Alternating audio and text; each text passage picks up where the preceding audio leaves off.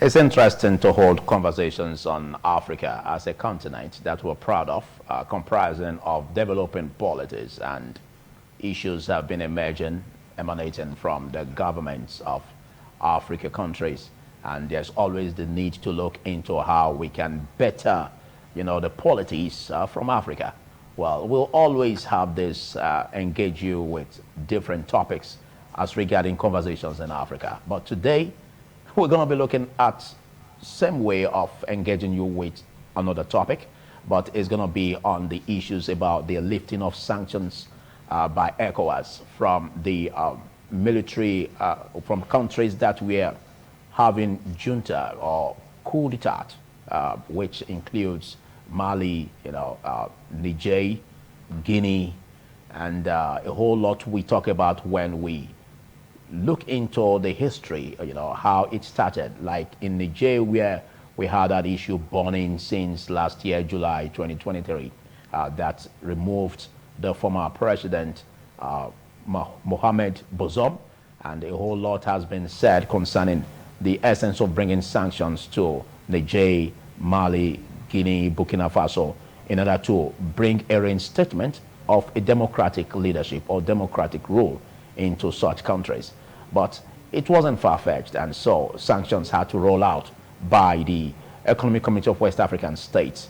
And in spite of these sanctions being rolled out, we heard reports about even some of these countries, forming a Sahel of states, where they would have to represent or talk about protecting their interest as a body. And even reports also reaching us also suggested that they were even in the way of forming a confederation of states. So which means announcing away from Economic Community of West African States was a big threat to the regional bloc. And so the aspect of lifting the sanctions by ECOWAS, what could be the side effect or what could be the implications? And there's a crux of what we're going to be looking at today. My name is Philip Omo-Gyupo, and discussing this with me is a political scientist, lecturer of the University of Benin from Political Science Department, Neville Obakedo. Thanks for coming, Neville. Thank you for inviting me at TV. Good afternoon, viewers and listeners. All right. As the show progresses, we could also be having an opportunity to get the presence of a public affairs analyst, Fred Uyigwe, in the course of it. But let's quickly take our minds back to the imposition of sanctions by the Economic Community of West African States. We've had different fora where a whole lot was said concerning, the threats given by ECOWAS. Some experts said it wasn't necessary. Some also said that ECOWAS does not have the strength, to do that. And even if it does that, it will mean nothing to such states of Sahel. Now, what's your thoughts about the removal of these sanctions or lifting of these sanctions on Mali, Burkina Faso, Niger? Thank you for your question and observation.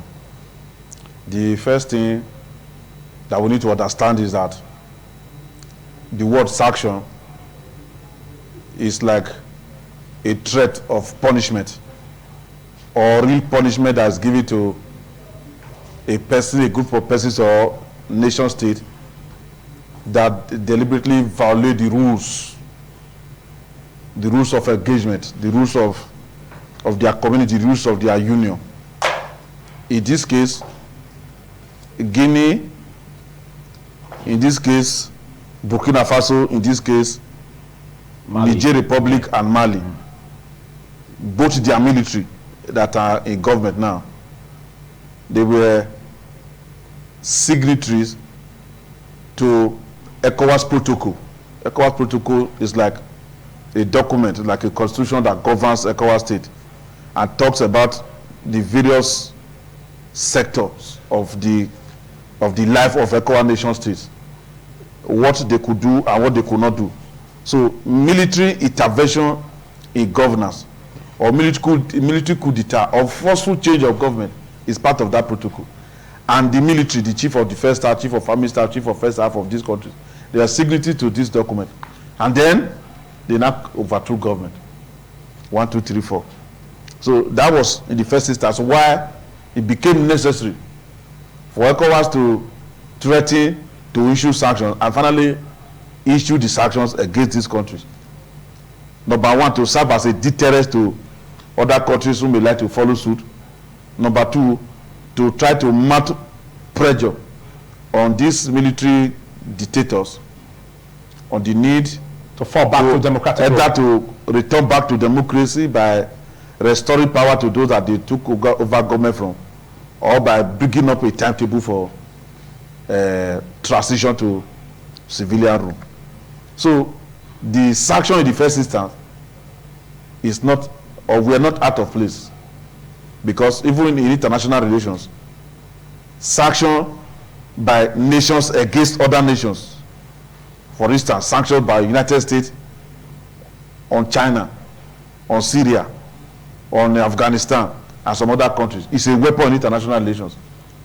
And then a powerful country, in this case Nigeria in the West Africa sub-region, can also influence others to mount pressure on this country through the means of sanctions. So sanctions in the case of these countries that we have mentioned, like Guinea, like Burkina Faso, like Niger, like Mali, from ECOWAS and from individual nation states, is not out of place. But the question is, why are they lifting the sanctions, or why are they relaxing the sanctions? Politics and governance and international relations, they are phenomena that are supposed to be dynamic. You're supposed to have an option and weigh the practicability and the utility of the option. If the option is no longer realizing the aim for which you adopted that option, you are supposed to come back for an adjustment. I believe that the lifting of the sanctions, or the suspending of the sanctions, or relaxing the sanctions, is just to do some assessment. Maybe it will give opportunity to ECOWAS to send some delegation to these countries to begin to ask them questions about their plan for democratic governance or return to democratic rule. Okay. But reports have it that the reason why they had to relax those sanctions were for humanitarian grounds. We're looking at the celebration, the excitement that pervaded the air in Niger, for instance, which we share border with, and a whole lot of celebration, jubilation rented the air. And looking at that, we also could get some statement from the then advisor to the post president, Mahmoud Bazoum, where he said, I'm talking about Intinika Al-Assad, where he said that the excitement are really coming from the people of Niger, but we are yet to get, responses that could measure it, to calling it an excitement from the junta, So some give this impression that this really easing of sanctions is coming late, because these states of Sahel, they've already formed an alliance, and so they've moved on. What do you think?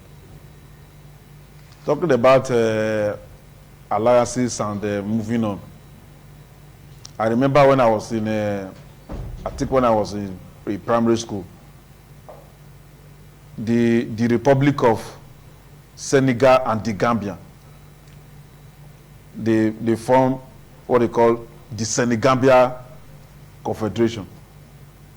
That is, they now became two countries in one, where the president of the confederation was now the president was from Senegal, and the vice president was the president of the Gambia.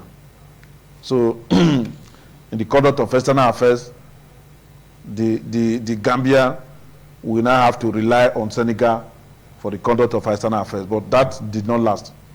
Some years before then, or during that period, I think Egypt and Libya also formed another confederation, United Arab Republic of Egypt and Libya, something like that.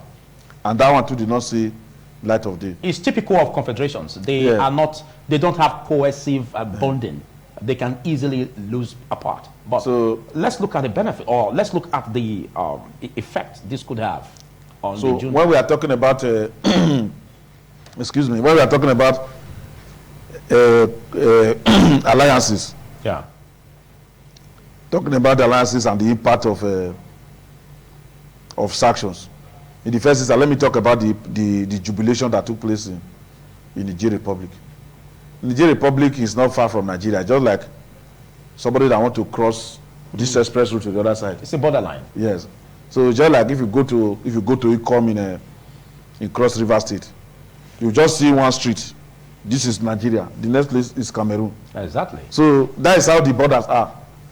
So they know the stress they have been passing through to be able to survive from smuggling activities into their country. That is the masses. More often than not, when sanctions are mounted on regimes, it is not the regime officials. No. That it's not the government functionaries, yes, but the masses. It is the masses. The commoners. Yeah, so one can understand the reason why the people are jubilating. So this meets humanitarian grounds. Yes. So that, especially during this period, is a period of Ramadan. A cause for it. Yes, the period of Ramadan is a period where Muslims have to embark on supplications, and they stay away from food and liquid in the daytime. Then early hours of the day and in the evening, they break their fast. So, and when movements of goods and services become difficult during this period, you know, it does not tell of the well-intentioned policies of the West. But the challenge again now is that even the juntas, those who led the juntas, who are still in charge of this government in these countries, they seem not to budge. They seem not to care. That leads us to the issue of they are not budging or they are not showing any sign of care. Is to let you know that they have a power behind them, or that they've moved on. It's not easy to move on without these sanctions. It's not easy to move on. Most especially if you consider Niger that is seen as one of the poverty-stricken countries of the continent, Africa. It's not easy to move on. You know what these countries, they are all, apart from Guinea, the other three countries, they are landlord countries. They depend on other West African countries for goods to come from outside to their shores. So if these countries are isolated them, you know how difficult it will be. Yes, exactly. It's only direct flight from maybe from Russia, from other allies, that they can use to get something in their country through the airport. And that won't even be sufficient. Yeah, it will not be sufficient. It will go directly to those that are in the corridors of power. So when we are talking about moving on, I believe, excuse me, based on the Wagner Group activities in West Africa and in other parts of the world, and the fact that these military regimes are shifting away from their colonial master and they are shifting towards Russia, I have the belief that they are so-called moving on, or they have moved on. It's not to relinquish power to democratic leadership. Yes, it's just to tighten the noose. To continue in that course. Yeah, to tighten the noose and to continue to listen to the Russian president, Vladimir Putin. These are possible implications. Yeah, there are possible implications. And we know that the regimes that Putin has supported, whether around Russia or other parts of the world, they are always regimes that would not like to relinquish power. They don't want to tread the path of democratic governance. So that is the situation that the West Africa leaders, ECOWAS, will have to watch out for. But if we say this could be a possible implication or a possible outcome, then does it make sense if you say that you are easing these sanctions or you are lifting these sanctions, and yet we still have, you know, they are still holding to their guns, you know, they are not letting go. So how should the regional bloc bring them to a position where at least they will have a rethink and restructure? I don't believe that any sensible leader, whether military dictator, in the case of these leaders of these 4 countries, or just hardline civilian leader, we'll give it down. We say after sanctions have been imposed and the sanctions are restricted, they are relaxed, or they are even removed, that we would not like to extend an olive branch to those who lifted sanctions against your country. We are expecting that. Or yes. Are you saying that so we are expecting because that it's running into weeks? Yes, we are expecting that they will reach out to ECOWAS to say thank you for lifting the sanctions, and then they will ask ECOWAS ECOWAS is expecting from them in the midst of this lifting. Of course. There must And be dialogue. if they fail to do so, ECOWAS will write to them to say, you are aware that we have lifted sanctions that we have imposed on your country, and we want you to now tell us the plan that you have for return to democratic governance. And then if they fail to say something important to ECOWAS may likely go back to the drawing board and see how to tighten the news on the military dictators. But some experts will say that they've lost the fight, as in the regional bloc in West Africa has lost the fight, because for you to even ease these sanctions at the point where they are not even budging, at the point where they didn't even demand for it, at the point where they even walked out on the regional bloc, gave a bluff to it, it already shows that, you know, they have moved on. So if they are working towards this, or maybe expecting them to have a dialogue, basically, is it going to be still on the same old conversation of when are you going to be relinquishing power? Now, what does this signal also give to other African countries? Does it not also give an impression that, well, you can embark on a coup d'etat and nothing happens, and no sanctions may be coming from a regional bloc? Do you see the regional bloc losing this fight or the steam in this direction? In the first instance, some blocks, some regional blocks, whether ECOWAS, whether SADC, whether the one of East Africa, they used to lose fight to bring other members, area members, to obey the rules of their sub-regional union. The reason is because they fail to learn about the stages of conflict resolution. For a military of a country to overthrow a government, that's a conflict. It's a political conflict. And if you want to resolve that conflict, you're supposed to embark on, first and foremost, consultation. You consult with the government. Why did you take over government? Are you not aware that there are protocols of ECOWAS that you are signatory to that says that there should be no forceful overthrow of government? Then you wait for the body language and the reaction from that military government. The next point, the next step to take is consolidation. You now also embark on consultation with other countries that are friends to this country, including, in this case, Russia. To say, you see that you Russia president, you say you are a democratic leader, and these people belong to a union. Look at the protocol and look at how they have gone against the protocol. Then that's going to be a long dialogue. If they have done that right from the time the military came till this period of sanction, they would have been able to achieve something. But don't forget, these are sovereign states. Yeah, they are sovereign states, but they are not dependent on. They are sovereign states. They are states that, as regards the power that they peddle or band around. All right. Well, I guess I get what you mean, but we're going to be taking a short break, after which we start firing again on all cylinders to extend the frontiers of this conversation. Do stay with us. Thank you for staying on. We're about the lifting of sanctions by ECOWAS and looking at the implications that it may be having on the countries of which these sanctions have been lifted from. We have a number of them: Mali, Burkina Faso, Guinea, and of course Niger, which is a border country to Nigeria. Well, while we had a break, we were very, very opportune to be joined by a business expert and of course a public affairs analyst and also a politician, Fred Uyigwe. Thanks for joining us. Thank you for having me, and good afternoon to you viewers.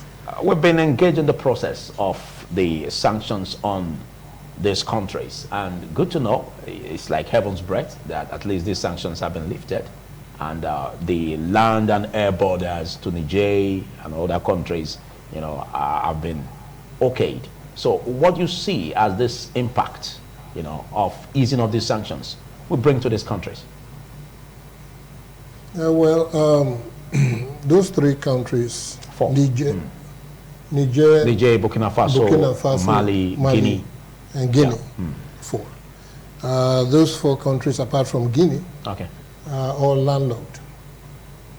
So they need access to the sea to be able to clear their goods and to be able to ship out their goods. And when you institute sanctions against them like that, it reduces their ability to trade internationally fully like they are supposed to. Because depending on the nature of the sanctions, but what the nations accuse the rest of the remaining 11 nations, because it's a 15-member nation bloc, economic bloc, accuse them of it's inhumane sanctions and irresponsible. They call it irresponsible because it's like their needs were not properly considered, their welfare. And the reason for the economic bloc in the first place is to be able to collaborate and also synergize with the hope that in collaboration, there will be synergy of production. That's economic production, which would benefit all the nations mutually. So it's a multilateral relationship bloc. Okay. So when you institute sanctions against some of them like that, it diminishes the ability of all the nations to synergize, to be able to produce and export to earn foreign exchange as the capacity will entail them to be able to do. Okay, being that it will affect them, but again, if we look at what they also reacted to by exiting from the bloc and not giving a damn, and even reports suggesting that they are already forming a Sahel of states in those regions, and ensuring that they will even look towards having a confederation of states, if need be, in order to foster unity among these states. So, do you really think they've moved on? Because we are yet to get concrete reports about their responses or having a dialogue or reacting to this lifting of sanctions by ECOWAS. As a response to exiting the economic bloc, okay, I mean their own self-response will be to find alternative routes to the sea, because you cannot pick and choose what is convenient for you economically in ways of relating with the other countries. So don't forget Russia, the big brother, is also there for them, that have been trying to find a way, to make them, bring its impact on them. And we know basically that Russia basically has an ulterior motive. But let's also stretch implications in that regard. I don't know whether to call it ulterior motives. I would just call it a business economic interest. Okay, looking out for one's economic interest. Okay. Over the years, since the independence of these nations, they have been tied to the apron strings of France, all Francophone countries. So they have been tied to the apron strings of France, and so have not been able to actually independently trade and explore their economic potential. Yeah, as well. Okay, so Russia coming in, it's because there's a vacuum. Okay, so when there's a vacuum, then it's an opportunity to fill it and take advantage of what opportunities might be there. And they seem to tailor along that line, because probably they may not be even thinking of relinquishing power to democratic rule. Because that's the essence of having these sanctions eased. Because the essence of having these sanctions eased, first the regional bloc said for humanitarian grounds. Yes. But basically expecting that there's going to be a conversation from the juntas. And while we have that conversation, it won't be far from discussing the way to relinquishing power to democratic rule. Basically, you trust that ECOWAS will bring that out. But do you see them ready? I want to think so, because, you see, when you really consider the caliber of military brass that we have across the bloc, economic bloc, or even across the continent, they are usually very, very well trained and very educated. And they understand from studying other nations that practice democracy that democracy seems to be the most acceptable form of government.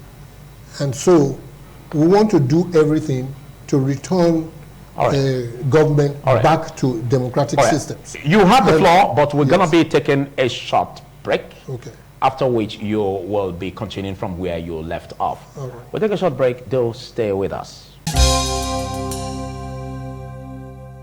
Let's get you from where you left. So I was saying that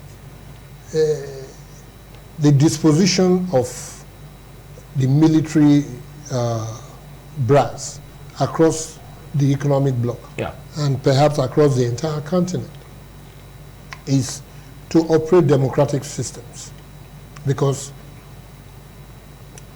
politically and socially it has become obvious that is the most acceptable form of government to the people, because it makes it affords for less oppression. It gives the people a voice in the administration of their affairs. That is why democracy. But it is how you practice the democracy that matters. So having come in, if their democracy was not working because of the way it was either structured or operated, then it is for them to make the necessary adjustments. You do the structural adjustments. If there are, of course, there are always ways you can structurally improve organizations or systems. And then you look at the operational system, how it is operated, what the loopholes are, what the weaknesses are, how to block them, how to place checks and balances so that it can operate as desired. Yeah. So that is what, and that is the same problem we have in Nigeria. We have a democracy that people are thinking, well, it's not sustainable. There's really not too much wrong with our democratic system, although it can be greatly improved. I will say that. But even if we were to operate it the way it is, we have to have those necessary checks and balances in place to make sure nobody has the opportunity or even the temerity to want to abuse the system. All right. Which is what we suffer. Okay. Now, let's look at the extent at which they can give a bluff. I'm talking about these juntas, because we expect that by now they should be responding to all of this as regards the lifting of the sanctions. Do you see, Neville Obahero, do you see them really giving a bluff to a point where maybe they've moved on, where they have been able to get all of this that they were getting, or that they would have gotten from ECOWAS or member states, that they have already assessed it, that they can get it elsewhere? Do you see them towing that path, or they are still assessing what has been announced as the easing of the sanctions? In the first instance, I said that if there is a crisis of this nature, that there are 3 C's of conflict resolution, which ECOWAS was supposed to adopt: consultation, consolidation before confrontation. And that confrontation is supposed to be the sanction. And maybe military intervention to restore democratic governance. But ECOWAS did not tread that path. They were hasty. They tried to ensure that there was a return to democratic governance in these countries, and for fear that if that action was not taken, other countries, even including Nigeria, may have an infectious theory on it. So that was why they took those decisions. Now, I don't believe, because even the Russia that they are tilting towards now, even the France that they were relating with as a past colonial master, there's hardly any country in the world that can stay alone or do it alone. 2 countries cannot do it alone. 3 countries cannot do it. 4 countries cannot, in this case, cannot do it alone. That is Guinea.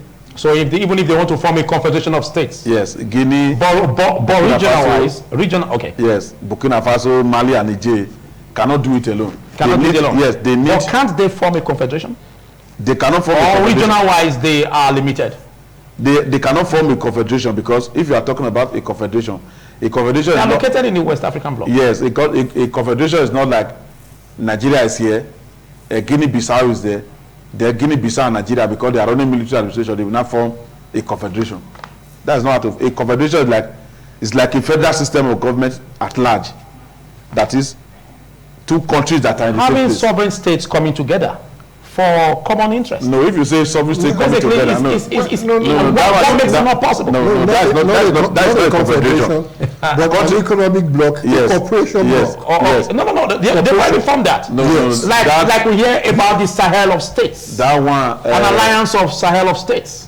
So they are already on that part. Okay. So how do they move? How will Niger president, for instance, Niger military dictator, move from Niger to Guinea to go and hold meeting with the Guinean leader when there is a no-fly zone restriction? But that has been lifted. No, we are just talking. I'm not saying that has been lifted. And to them, they can say no thanks to the ECOWAS. The point we are trying to make. They could also say that. The point that we are trying to make is that bluffing, like sanction, is an aspect of international policies or international relations. Okay, but there's a limit to which you can bluff. Now, but who's going to lose more? I'm trying to see how we can evaluate. Who is going to lose more? Like for instance, Niger, we also have it. Apart from giving, opening the air and land borders for commercial trade, the lifting of no-fly zones and all that, they also have the aspect of where Nigeria gives electricity to Niger. But that was quite awesome when I heard that, because we are still having a electric power supply even in the country, and now you're giving to Niger. So assess the benefits that comes to such countries. Do you think they can bluff those benefits? Niger, for instance. Niger cannot bluff on electricity, for instance. The Niger cannot, as a matter of fact, Niger survival is really dependent on Nigeria. And that's the reason why. That's the reason why, in all aspects. In all aspects. Yeah, that's the reason why you see some persons that are close to the corridors of power in Nigeria, who are related to people in Niger Republic, because many of them that are well to do in Nigeria, they are one way or the other related to people in Niger Republic, and they have businesses in Niger Republic. So any sanction from Nigeria or from ECOWAS is adversely affecting there's some Nigeria elite, members of Nigeria elite businesses in Niger Republic. And so, and these businesses are part of the businesses that oil the economy of Niger Republic. So there's a limit to which any of these leaders can say they want to bluff West African leaders and so on. Let's take your opinion in that regard. I bet it's going to be different. To start with, yes. To start with, I'll let you know this. There is absolutely no nation on the face of the earth that cannot survive in and of itself. Really? Every nation can. It's just the extent to which they can. That matters. And though Herculean, yes, staying without the order. Exactly. So the cooperation is usually important, necessary, because it enhances. It's an enhancement opportunity. You take a Singapore, a small nation of about 5 million people, 6 million people. It's a small city-state. They have a very robust GDP. You know, they are doing extremely well. Yes, they have relations with other countries and neighbors and all of that, but they have done well for themselves. Much of their economy is sustained by what they produce. The same as Taiwan, the same as the United States. United States produces just about everything they need, or they used to, until they open up their markets to the Eastern Bloc, South Korea, and China. Okay, but if they learn through this, what could be the side effect it's going to be having on the other member states of ECOWAS? I'm trying to get to a point. Okay. So those 4 countries, let us remember where we are coming from. We are coming from a situation where we had 15 countries in the region that were operating independently before the 1935 institution of the bloc. The bloc, yeah. Okay, so they operated independently, and it's not that they did that well. It's not that they didn't do well. It's that they felt that they could do better if they came together. They would be able to provide support each other. But the intrusion of the regional bloc brought about more progress. You accept that? I want to think that it's supposed to have. It but did. I have not seen. It did. Looking at commerce between countries, please, it enhances the well-being of such sovereign states. I have not seen that progress in Nigeria. I can only look at it from the prism of Nigeria because I have not been to any of these other countries. But I have not seen that progress in Nigeria since the 1975. Maybe it's because you are viewing from a distance. Maybe it's because you are viewing from a distance. But the government functionaries that are close with this, I'm sure many of those countries have had some benefits from, the cooperation. Of course, yes. Okay. For one, what is supposed to be? It's supposed to be an opportunity to access other markets. Okay. Where your market was restricted to your boundaries, now you have the opportunity, an easy opportunity to reach other markets, okay, across your boundaries. When you were talking about electricity, okay, it surprised you that we provide electricity. I'm still at sea. No, you should consider why. It didn't just come about by a dint of an accident. River Niger flows from here through Niger and all the way to Senegal. It's a very, very long river. I'm conversant with that. I'm conversant with exactly. that. But I'm looking at the supply. If you are because here we have that opportunity. If you we have that opportunity, but we still suffer from epileptic power supply. So how does it do that? No, okay. Let me tell you. Usually, what happens? I'm concerned about the generation, the distribution. Listen, usually, when you have a major river, okay, and then you have nations or you have regions, economic regions. The rivers usually are dammed at several points along its line. Okay? And that's exactly what has happened.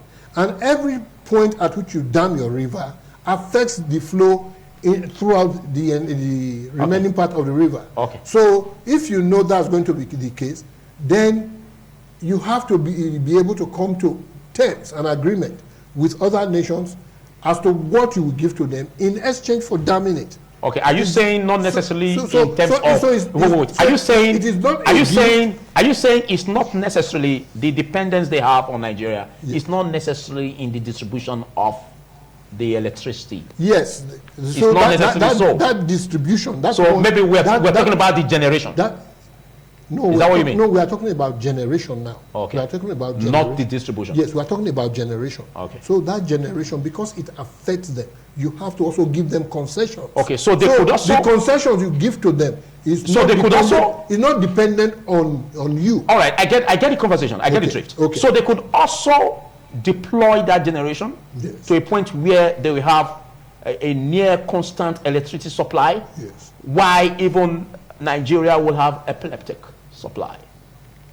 In terms of distribution. It depends on I'm trying to see I'm trying to draw a comparative study, analysis on both countries. It depends on your demand. Okay. Okay. Most of those other nations we are talking about are not nearly as populated as we are. Exactly. So their demand is not nearly as much as our demand is. So theirs can be better managed. So that's what you mean. So the little they have may be sufficient for them. Okay. Whereas the much we have is not sufficient for us. But we can't take away corruption from it. We can't take away corruption from it. Corruption can make everything, that is a different put matter. everything in a mess. The thing even is, if you get this what right. are we generating? And what have we considered to them as their right to have? What has been considered to them is considered to them as their right to have. Okay. Because the river also flows through their land. Okay. Okay? All right. So that is why we are providing electricity for them. Okay. It's not a gift to them. Okay. It's not something that we decide to just do. Okay, I said that. I said that to say this. Okay. So, as to the benefits that we can have, you can, from the 15 member nations, okay, of the bloc, you can have as many as 3 or 4 economic blocks. If 5 each decide to collaborate to form separate economic blocks. Okay. And you can also, even within the bloc, as it is, say, okay, I have unilateral agreement with Benin Republic because they are very close to us, which is different from the multilateral agreement which you have with the entire 15-member nation. So it's a mixed bag of relationships. Okay, so in summary, what you're saying is that they can call the bluff. They can call the bluff. Easing of the sanctions. The thing is, will it be more expensive for them to do so? Exactly what we're looking at. Exactly. Would it be more expensive for them to do so? So, you see, then they have things to weigh. First, let's take one product, for example, uranium. They have been selling uranium to France and Western European nations at base price. Now, because they have decided to sever ties or reduce or reconsider their ties with those nations, they are now selling their uranium at premium price. So they are getting a whole lot of money from that, a whole lot of revenue or income from that. If being part of the ECOWAS bloc means they have to keep selling their uranium at the price they used to sell it just so they can have a relationship with Western European nations, they rather opt out. It'd be better for them to opt out. Okay, I so get you. there are many things to consider. I think it's becoming interesting. It is not a straight forward thing. All right. It's not a cut and nail system. You have to actually weigh all the costs and benefits. Okay, thank you. Then come to. As we tell this to an end, let's get to your portion as regards what will benefit, the other member states if these other states join, and what could be the danger if they bluff. You see that international relations as a field of study is interesting and complex, just like relationship between human beings on the surface of the earth is also complex.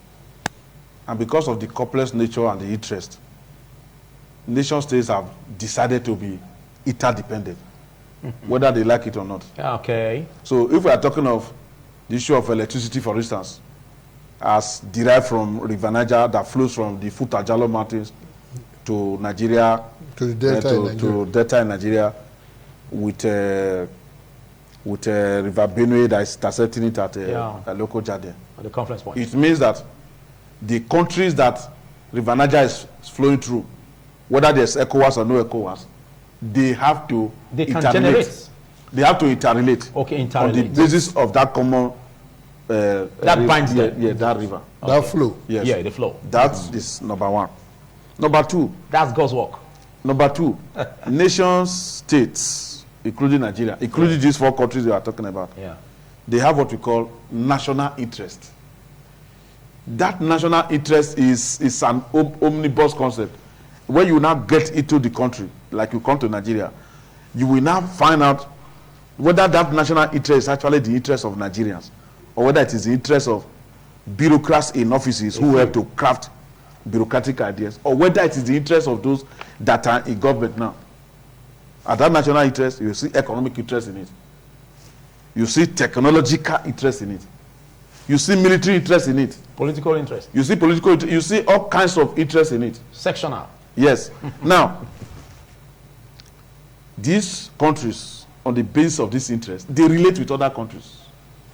I insist that no country in this world can live in isolation. Okay, what you are saying is that they can't call a bluff. Yes. I will give you an instance. There was COVID-19. Well, time will relate that. Yeah. There was COVID-19.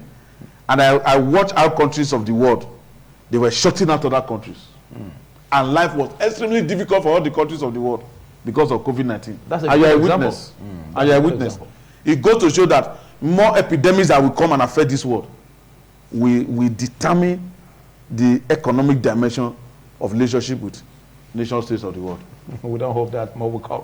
No, this is something that will happen. It's just like the experience was horrible. If you remember, if you can still go and play some of the videos that I came here to discuss with some medical doctors, I said there are so many epidemics, so many diseases that are waiting to affect. But why are you working in that part? It's just like a Christian. A Christian. You are not a prophet, are you? A Christian knows that. Okay. He will die one day. Okay. Whether before Jesus will come. You are a political scientist, yes. So I don't know how you relate this to prophecies. It's not prophecies. These are research outcomes that are already in public. There are some things that are just inevitable. Yeah. So you need access to them to know what is going to happen tomorrow. Okay. What can happen tomorrow? Okay.